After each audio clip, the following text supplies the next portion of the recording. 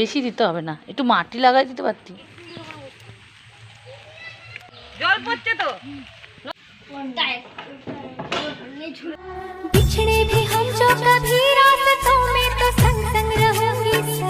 Hello বন্ধুরা, আশা করি তোমরা সবাই ভালো আছো আর তোমাদের ভালোবাসাতে আমি অনেক অনেক ভালো আছি। আর এখন বাজে 9:30, তাই এখন থেকে ভিডিওটা আমি শুরু করে দিলাম। আর দিদিবাড়ি থেকে আজকে বিকেলে চলে যাব, তো তাই ভাবছি ভিডিওটা আজকে করে নিই। আর এই যে দেখো আমার ছেলে বদমাশি করছে কীরকম। আর এখন আমরা সকালে টিফিন খাবো, আর অনেকগুলো কাজও আছে, কতগুলি গাছ নেব, তাই ওদের বাড়ি থেকে গাছগুলো তুলে নেব। তো চলো ভিডিওটা পুরো সাথে থাকো।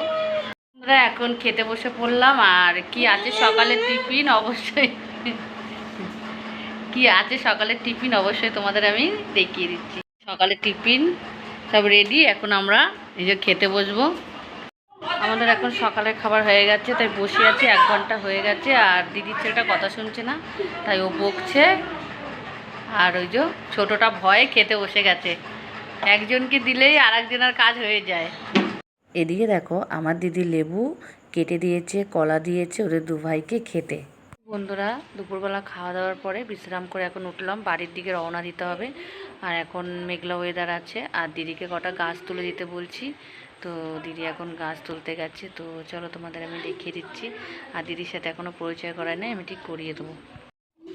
বেশি দিতে হবে না, একটু মাটি লাগাই দিতে পারতি। কিচ্ছু হবে না, এই ছিঁড়ে ছিঁড়ে বসালেই হয়ে যাবে। আজকে তো আর বসাতে পারবো না, শনিবার না,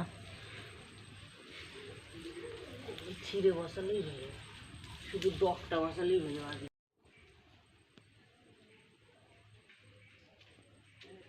হ্যাঁ ওই দিকটা দিয়ে দে। হ্যাঁ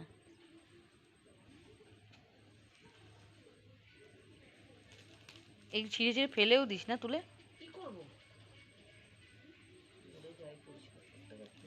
আর একটু পরেই বেরিয়ে পড়বো বাড়ির দিকে। আমার দিদি আমাকে স্টেশন পর্যন্ত দিয়ে আসতে যাবে। আর এদিকে আমার ছেলে রেডি হয়ে গেছে, 2 ভাই মিলে গল্প করছে, দুজনের মন খারাপ করছে। কিছু তো করার নেই না, বেড়াতে আসলে তো যেতেই হবে। তো আমরাও বেরিয়ে পড়লাম এবার।